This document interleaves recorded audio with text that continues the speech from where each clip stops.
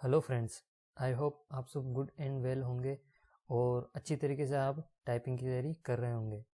तो ये वीडियो रहेगा जूनियर असिस्टेंट और कमर्शियल असिस्टेंट की प्रमोशन सैलरी स्ट्रक्चर के बारे में, ठीक है, और सिलेक्शन प्रोसेस के बारे में। और उसके अलावा हमें जो इस पोस्ट में जो भी हमें पोस्ट पर्क्स और एडिशनल बेनिफिट्स क्या क्या मिलने वाले उसके रिगार्डिंग। तो ये वीडियो एक तरीके से मोटिवेशनल वीडियो रहेगा, क्योंकि आपको पता है कि जो बिगिनियर है या फिर जो पहली बार मतलब कि टाइपिंग का टेस्ट देंगे इस एग्ज़ाम के अकॉर्डिंग, तो जिन भी स्टूडेंट ने या फिर जिन्होंने पटवारी का एग्ज़ाम दिया था और उसके साथ जूनियर असिस्टेंट का भी एग्ज़ाम दिया था और उन्हें लग रहा है कि जूनियर असिस्टेंट में वह आसानी से अपना स्कोर कर जाएंगे, ठीक है, पास हो सकते हैं, और उसके बाद आपका टाइपिंग का जो है एडमिट कार्ड आ जाएगा इजीली, जिनको पता है, ठीक है। तो वो इस वीडियो को ज़रूर देखना, उनके लिए मोटिवेटिंग रहेगा, क्योंकि हर कोई यही चाहता है कि जो वह एग्ज़ाम दे रहा है और जिस पोस्ट पे वह लगने वाला है, ठीक है, तो उस पोस्ट के रिगार्डिंग उनकी लाइफ कितनी सिक्योर रहेगी उसके अंदर, और उस पोस्ट पे उनका जो प्रमोशन रहेगा, सैलरी स्ट्रक्चर रहेगा, और आगे लाइफ में उनको क्या बेनिफिट मिल सकते हैं, वो ज़्यादा मेन इंपॉर्टेंट होता है, ठीक है। और उसी के अकॉर्डिंग आपको मोटिवेशन मिलता है किसी चीज़ को करने में, ठीक है। तो जिन भी स्टूडेंट्स को लग रहा है कि वो अच्छा स्कोर कर रहे हैं, ठीक है, और जिनको लग रहा है कि अच्छे स्कोर पे नहीं है और वो आगे की जो जब भी जूनियर असिस्टेंट के एग्ज़ाम आए, ठीक है, तो उसके लिए बेहतरीन तैयारी अभी से करना चाहते हैं, तो इस वीडियो को भी देखना, ताकि आपको आइडिया लग जाए कि मतलब आपको प्रमोशन, सैलरी स्ट्रक्चर आपको और कहाँ कहाँ तक आपकी जो लाइफ में बेनिफिशियल आपको इस पोस्ट के रिगार्डिंग मिल सकता है। तो इसमें मैं आपको बताऊंगा सैलरी स्ट्रक्चर के बारे में, जिसमें आपको सैलरी जो है 59,000 तक आपकी कैसे पहुंचेगी और आपका प्रमोशन जो है कैसे SAA तक होगा, और वो पूरी डिटेल इसी वीडियो के अंदर बताऊंगा। पहले जो एक वीडियो बताया था मैंने, उसमें आपको जो अलॉटमेंट हुआ था, आपकी काउंसलिंग हुई थी, उसके बाद आपको सीट मिलती है, ठीक है, हर स्टेट के वाइज, उसमें स्टेट में जयपुर हुआ, ठीक है, डिस्ट्रिक्ट के वाइज। तो उस वीडियो में मैंने बताया था आपको किस तरीके से सारा जो आपका पदस्थापन होता है, किस तरीके से आपको सीट मिलती है, ठीक है। तो ये वीडियो सेकंड वीडियो है, और इस वीडियो में आपको सारी डिटेल मिलेगी सैलरी स्ट्रक्चर और प्रमोशन के बारे में, ठीक है। मेन चीज़ हमारा यही रहेगा। तो वीडियो को शुरू करते हैं। सबसे पहले मैं आपको बताऊंगा सिलेक्शन प्रोसेस के बारे में। तो सिलेक्शन प्रोसेस से रिगार्डिंग जो मैंने पहले एक वीडियो अपलोड कर रखा है, ठीक है, तो इसमें मैं डीपली आपको बताऊंगा नहीं, ठीक है। दूसरा हमारा पॉइंट है जो इसमें कमर्शियल असिस्टेंट की जॉब प्रोफाइल क्या रहेगी। तो आपको पता है कि आपका जो है एग्जाम के बाद आपका टाइपिंग टेस्ट होगा, तो टाइपिंग टेस्ट से आप अनुमान लगा लेते हो कि आपकी जो पोस्ट रहेगी वहाँ पे क्लर्क या फिर टाइपिंग करने की ही रहेगी कंप्यूटर पर इसके रिगार्डिंग ही आपको जो जूनियर असिस्टेंट की पोस्ट है उसके रिगार्डिंग आपको अलग अलग कौन से काम दिए जाएंगे, ठीक है, उसी के अकॉर्डिंग आपको प्रमोशन होगा, ठीक है। क्योंकि आपको प्रमोशन वेरी करता है आपकी स्किल्स पे, क्योंकि आपकी स्किल्स अगर आप अच्छा वर्क करते हो, ठीक है, वहाँ पे, और अच्छा टाइम देते हो, ठीक है, तो आपका प्रमोशन जल्दी होता है वहाँ पे। तो उस रिगार्डिंग मैं आपको बताऊंगा कि जॉब प्रोफाइल आपकी इसमें और क्या क्या है, और आप किस तरीके से आपको मतलब अगर पोस्ट मिल जाती है तो किस तरीके से आपको अप्लाई करना है, जॉब पे आपको ध्यान देना है किस तरीके से, ठीक है। तीसरा पॉइंट हमारा रहेगा सैलरी स्ट्रक्चर के बारे में। तो सैलरी के बारे में आप ज़्यादातर आइडिया सबको यही कि 2 साल तक आपको प्रोबेशन पीरियड रहेगा, फिर उसका आपके पास बेसिक पे स्टार्ट होगा। तो इस पॉइंट में आपको डीपली क्लियर करूंगा किस तरीके से आपकी सैलरी जो है 7th पे के अकॉर्डिंग और स्टेज फर्स्ट और लेवल 5 के अकॉर्डिंग सैलरी जो है 59,000 तक पहुंचेगी। इन द सेंस ये है कि आपकी 40 ईयर्स की जो सर्विस रहेगी, उस सर्विस में आपकी जो लास्ट टाइम जब आप रिटायरमेंट लेते हो उस टाइम पे आपकी सैलरी कितनी रहती है, उस बारे में हम डीपली देखेंगे, ठीक है। फोर्थ पॉइंट हमारा प्रमोशन के बारे में। तो जूनियर असिस्टेंट एक अच्छी पोस्ट है, ठीक है, तो इस पोस्ट में हम आपको प्रमोशन के बारे में बताएंगे कि प्रमोशन आपको कहाँ कहाँ तक ले जा सकता है। जब रिटायरमेंट होंगे आप तो उस टाइम आपकी पोस्ट कौन सी रह सकती है, इसमें हम डीपली बात करेंगे, ठीक है। और वह बेनिफिशियल भी रहेगा आपको, ताकि आप जो एग्ज़ाम दे रहे हो उसके बारे में आपको पता होना चाहिए। और ऐसा नहीं बोल रहा कि मतलब कोई भी पोस्ट जो है अच्छी नहीं होती, हर पोस्ट अच्छी होती है, पर ये जूनियर असिस्टेंट भी एक बहुत अच्छी पोस्ट है, बहुत बुरी पोस्ट भी नहीं है। इसमें अगर आप अच्छी तरीके से क्लियर कर लेते हो आपका फ्यूचर आराम से आपका सिक्योर है। तो इसमें आपको बताऊंगा प्रमोशन आपको जो है कहाँ कहाँ तक ले जा सकता है, और लास्ट इन द सेंस आपकी जो है रिटायरमेंट पे आपकी पोस्ट कौन सी हो सकती है। लास्ट पॉइंट हमारा इसमें रहेगा पोस्ट पर्क्स का और एडिशनल बेनिफिट्स का, मतलब कि आपका जो इस जॉब के रिगार्डिंग आपको जो एडिशनल बेनिफिट्स मिल सकते हैं वो क्या क्या मिल सकता है। लाइक आपको मेडिकल, ठीक है, उसके बाद आपको जो भी अलाउंस मिलते हैं, ठीक है, और भी जो है अलाउंस मिलता है, जैसे डे टाइम शिफ्ट का अलाउंस होते हैं, वो सारे इसके अंदर छोटे मोटे पॉइंट जो है उसके बारे में हम देखेंगे। तो हम शुरुआत करते हैं इसमें सिलेक्शन प्रोसेस से। तो सिलेक्शन प्रोसेस में आपको पता है कि जो मैं ज़्यादा डीपली इसमें बताऊंगा नहीं, क्योंकि पहले आपको बता रखा है, अगर आपने नहीं देखा तो वो एक वीडियो आप देख लेना, इसमें मैं आपको थंबनेल भी दिखा के आपको बता दूंगा, आइडिया लग जाएगा आपको। तो इसमें पहले आपका CBT एग्जाम होता है। CBT एग्जाम होने के बाद आपको स्किल टेस्ट यानी कि आपको टाइपिंग टेस्ट के लिए बुलाया जाएगा। तो उसमें जितनी वैकेंसी इस बार हमारे 2021 में है उसके 3 गुना वैकेंसी के स्टूडेंट जो है आपको टाइपिंग के लिए बुलाएंगे। मतलब कि जो स्कोरिंग रहते हैं, जिन्होंने अच्छा स्कोर किया है, ठीक है, और टॉप 3 रहते हैं स्टूडेंट, उन्हीं को आपको स्किल टेस्ट के लिए इसमें बुलाते हैं। थर्ड पॉइंट इसमें आपका डॉक्यूमेंट वेरिफिकेशन DV, ठीक है। तो उस वीडियो में मैंने आपको DV से रिगार्डिंग बहुत सारी डिटेल्स डीपली बताई थी, तो उस वीडियो को आप देख लेना। बाकी इसमें मैं नॉर्मली आपको ये बताऊंगा कि आप इसमें वैकेंसी के 2 गुना स्टूडेंट को DV के लिए बुलाते हैं इसके अंदर, ठीक है। और फोर्थ आपका काउंसलिंग, और काउंसलिंग के बाद फिर आपका अलॉटमेंट कैसे होता है उसके रिगार्डिंग। तो इसमें भी आपको मैं ये सिर्फ पॉइंट ही इंक्लूड किया हूँ, उस वीडियो में आप डीपली देख सकते हो। उसमें आपको मैं PDF लेके और आपको सीट वाइज बताया था आपको किस तरीके से काउंसलिंग और अलॉटमेंट होता है, ठीक है। तो इसमें आपको 4 पॉइंट मैंने सिर्फ मेंशन किया है यहाँ पे कि काउंसलिंग होती है फिर अलॉटमेंट होता है, ठीक है। तो ये वाला जिन्होंने नहीं दिखा है, ये थंबनेल है उसका वीडियो का, ठीक है। और बाकी मैं लिंक दे दूंगा आपको अच्छी तरीके से, तो इस वीडियो को जाके देखना। उसमें मैंने CBT, टाइपिंग, DV और मेरिट लिस्ट, उसके बाद फिर काउंसलिंग, फिर अलॉटमेंट, आपको कैसे सीट मिलती है, और ताकि ये वीडियो आप अगर देख रहे हो, ठीक है, तो 2021 में आपको जरूर श्योरली आपको हेल्प मिलेगी, किस तरीके से आपको वहाँ पे सीट मिलेगी, आप कैसे चूज़ कर सकते हो सीट। आप मतलब कि आपको अगर जयपुर में है, जयपुर में अलग अलग जोन है, ठीक है, JVNL के, तो उस रिगार्डिंग आपको उस जोन में आपको कैसे सीट लेनी है वो आप चूज़ कर सकते हो वहाँ पे, उसके बारे में मैंने आपको बताया है, ठीक है। तो इसमें हम नेक्स्ट हमारा पॉइंट था जूनियर असिस्टेंट की जॉब प्रोफाइल के बारे में। तो जॉब क्या रहेगी इसके अंदर, क्योंकि टाइपिंग का अगर वर्क है तो टाइपिंग का वर्क ही रहेगा, ठीक है। पर इसके अकॉर्डिंग भी और आपको काम दिया जा सकता है, जैसे कि candidates appointed for the position of junior assistant will be interested with routine office work. मतलब आपको जो भी ऑफिस के वर्क्स होते हैं नॉर्मली, ठीक है, क्योंकि आपको जूनियर असिस्टेंट की पोस्ट मिलेगी, तो स्टार्टिंग जो आपकी पोस्ट रहेगी वो एज ए क्लर्क रहेगी, ठीक है। तो एज ए क्लर्क आपको ऑफिस के सारे वर्क वहाँ पे करने होंगे, like dispatch work, typing work, ठीक है, रिकॉर्डिंग एंड इंडेक्सिंग फाइल्स, ठीक है, preparation of arrear statements, file registering, maintenance of diary आदि, ठीक है।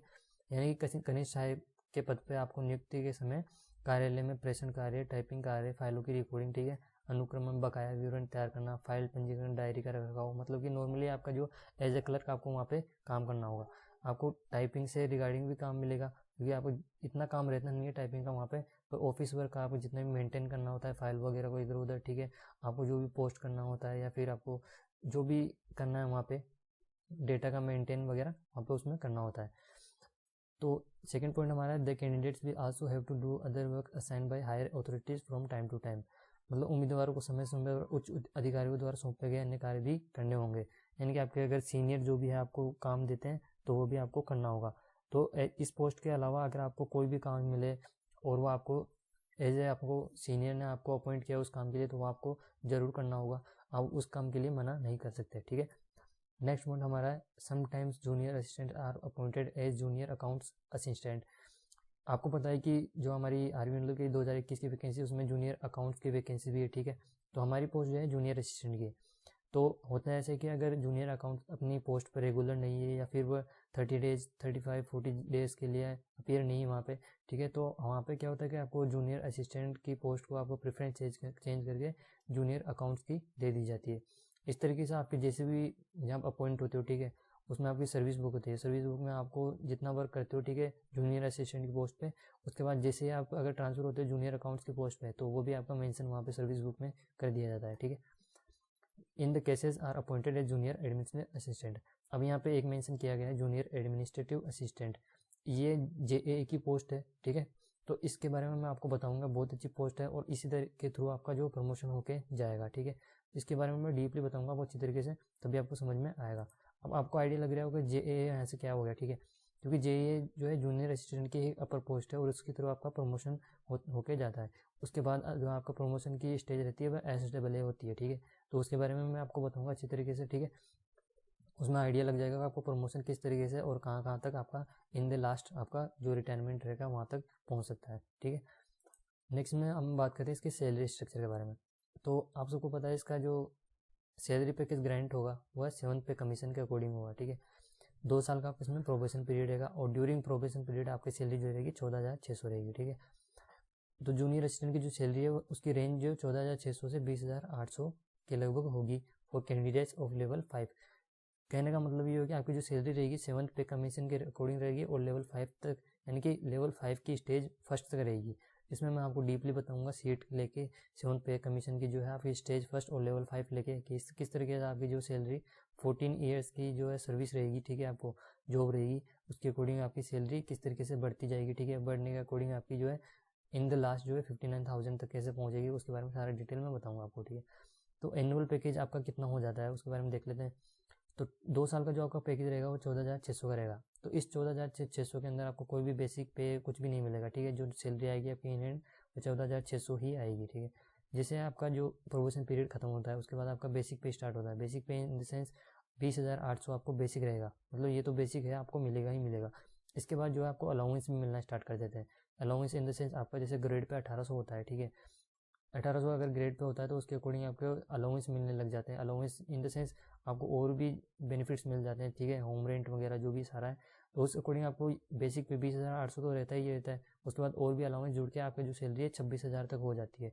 तो जैसे ही आपका 14,600 से प्रोविजन पीरियड खत्म होता है उसके बाद आपकी जो सैलरी रहती है 25-26 के लगभग ईजिली आपको मिल जाएगी, ठीक है। तो इस तरीके से आपका एनुअल पैकेज जो सैलरी रहती है 2,49,600 तक यहाँ तक पहुँच जाएगी इजीली, कोई दिक्कत नहीं होगी आपको। इसके बाद हम इसमें बात करते हैं प्रोबेशन पीरियड के बारे में, एक बार हम अच्छे से देख लेते हैं। तो आपको पता है कि 2 साल का आपका प्रोबेशन पीरियड रहेगा, ठीक है, और इसमें आपकी जो है सैलरी 14,600 तक रहेगी, ठीक है। तो इस 14,600 में आप जैसे आप अगर ज्वाइन करते हो और आपको पोस्ट मिल जाती है, ठीक है, तो 2 साल तक सिर्फ आपकी जो सैलरी रहेगी 14,600 ही आएगी। जो भी आपकी सैलरी स्लिप आएगी, ठीक है, वो 14,600 की आएगी। इसमें ना तो कोई और हाउस रेंट अलाउंस जो ऐड होगा, ठीक है, ना ही कोई डियरेंस अलाउंस, कन्वेंस जो भी है आपका, city compensation allowance. City compensation in the sense जैसे आपका अगर एक्स सिटी में आते हो, ठीक है, वाई सिटी में आते हो या फिर जेड सिटी में आते हो, जैसे जयपुर हो हमारे एक्स सिटी के अंदर आता है, ठीक है, तो वहाँ पे खर्चे वगैरह ज़्यादा होते हैं, तो उसके लिए सिटी कंपनसेशन हमें जो मिलता है, सिटी कंपनसेशन मतलब कि हमारे जो खर्चे वगैरह है उसके लिए हमें मिलता है। तो यहाँ पे कुछ भी नहीं मिलेगा, जो आपकी सैलरी मिलेगी वो 14,600 ही मिलेगी। अब इसके बाद मैं बताऊंगा कि आपको जो सैलरी जो डिवाइड की हुई है 2 कैटेगरीज में, ठीक है। पहली कैटेगरी आपकी हुई प्रोबेशन पीरियड, ठीक है। सेकंड कैटेगरी आपकी रहेगी आफ्टर प्रोबेशन पीरियड। 2 कैटेगरी हो गई, ठीक है। आफ्टर प्रोबेशन पीरियड यानी मतलब अब जैसे प्रोबेशन पीरियड एंड हुआ, ठीक है, उसके बाद जो आपको जो बेसिक सैलरी मिलेगी वो 20,800 पर मंथ रहेगी, ठीक है। तो ये तो सिर्फ बेसिक है, मतलब कि ये तो आपको मिलेगी ही मिलेगी। पर जैसे बेसिक पे स्टार्ट होती है वहाँ सैलरी आपको 20,800 से ज़्यादा ही मिलेगी, कम नहीं मिलेगी, ठीक है। कैसे मिलेगी? जैसे बेसिक पे आपको मिलना स्टार्ट होता है उस टाइम आपको हाउस रेंट अलाउंस में मिलना आपको स्टार्ट हो जाएगा, ठीक है। DNS allowance, convince allowance, city compensatory allowance और अदर अलाउंस जो भी है आपके, सब कुछ आपको वहाँ पे मिलने लग जाएंगे। अगर जैसे कि हम एक्स सिटी में आते हैं, ठीक है, और वहाँ पे खर्चे हमारे ज़्यादा है, ठीक है, हम होम हाउस रेंट पे लेके रह रहे हैं, ठीक है, तो उस हिसाब से हमारे जो है अलाउंस जुड़ते जाएंगे और ऊपर साथ में हमारा 1800 ग्रेड पे भी जुड़ेगा, ठीक है। तो इस तरीके से हमारे जो बेसिक पे 20,800 है, ठीक है, वह 20,800 तो रहेगा ही, उसके साथ हमें जुड़ के लगभग 25-26,000 तक मंथली जो सैलरी हमारी हो जाएगी आफ्टर प्रोबेशन पीरियड। तो इस तरीके से हमारी जो सैलरी का स्ट्रक्चर रहेगा 2 साल के बाद। अब नेक्स्ट चीज़ में बात करते हैं, जो हमारा सैलरी पैकेज था, ठीक है, वो 7 पे कमीशन का अकॉर्डिंग मिलेगा, जिसमें हमारी स्टेज फर्स्ट रहेगी और लेवल 5 रहेगा। तो इसको मैं अच्छी तरीके बताता हूँ आपको किस तरीके से स्टेज 5 और लेवल 5 के अकॉर्डिंग आपको सैलरी मिलेगी। तो ये 7 CPC पे मैट्रिक्स की मैंने आपको टेबल दे रखी है, ठीक है। इसमें यहाँ पे आपको दे रखा है ग्रेड पे, तो हमारा ग्रेड पे जो है 1800 रहेगा, ठीक है, और उसमें हमें जो भी सैलरी मिलेगी वह स्टेज फर्स्ट के अकॉर्डिंग रहेगी। जो आप देख रहे हो 1800 ग्रेड पे, ठीक है, ये 1900 ग्रेड पे, ये 2000 ग्रेड पे, 2400 ग्रेड पे, 2800, ठीक है। तो ये ग्रेड पे जो है, ठीक है, ये प्रमोशन के अकॉर्डिंग है।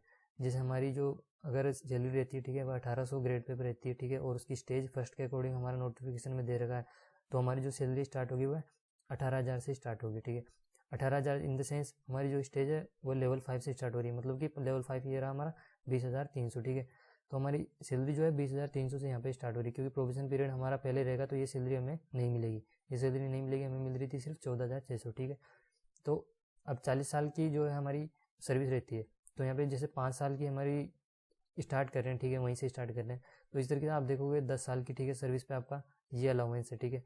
उसके बाद आपकी जो 40 साल की है उस टाइम आपकी जो सैलरी है 56,900 रहती है, ठीक है। तो इस अकॉर्डिंग आपकी जो सैलरी रहती है, अब मैं बताता हूँ आपको कि किस तरीके से आपकी जो है प्रमोशन होता है, ठीक है। जैसे आपका ग्रेड पे 1800 है, ठीक है, आपने 5 साल की जो मान लो आप 10 साल की जॉब कर रहे हो, ठीक है, 10 साल में जॉब में आपकी 23,500 जो आपकी सैलरी रहती है, पर एक्चुअली ये 23,500 की नहीं रह के लगभग ये 30-31 हज़ार की हो जाती है, क्योंकि आपको 1800 ग्रेड पे मिल रहा है, फिर उसके बाद अलाउंस मिल रहा है, तो इस हिसाब से आपकी जो सैलरी 30,000 के लगभग होती है, ठीक है। अब इस स्टेज पे आपके क्या है, आप अच्छा काम कर रहे हो, ठीक है, 10 साल तक आपने अच्छी नौकरी की, ठीक है, आपने सब कुछ अपना आउटपुट जो अच्छा दिया, उसके बाद आपका प्रमोशन हो जाता है। प्रमोशन ऐसा होता है कि आपका जो ग्रेड पे चेंज हो जाता है, ग्रेड पे मतलब जैसे आपका प्रमोशन होता है ग्रेड पे चेंज हो जाता है। तो जैसे आपकी क्लर्क से लेके आपकी JA की पोस्ट पे आते हो, ठीक है, JAA की पोस्ट पे आ जाती हो, जूनियर एडिशनल असिस्टेंट की, तो वहाँ पे जो आपका ग्रेड पे चेंज हो जाएगा, मतलब 1900 ग्रेड पे हो गया, तो यहाँ पे 1900 ग्रेड पे हो गया, ठीक है आपका। तो यहाँ पे सैलरी आप देख रहे हो यहाँ पे 26,000 है, ठीक है। जैसे आप 11वीं साल में लगोगे, ठीक है, तो वहाँ पे सैलरी आपकी लगभग 26,800 के लगभग है। यहाँ पे देखो 23,000 से डायरेक्ट दोगुना हो गया, मतलब कि 26,800 हो गया, मतलब कि इतना फ़र्क देख रहे हो आप, ठीक है।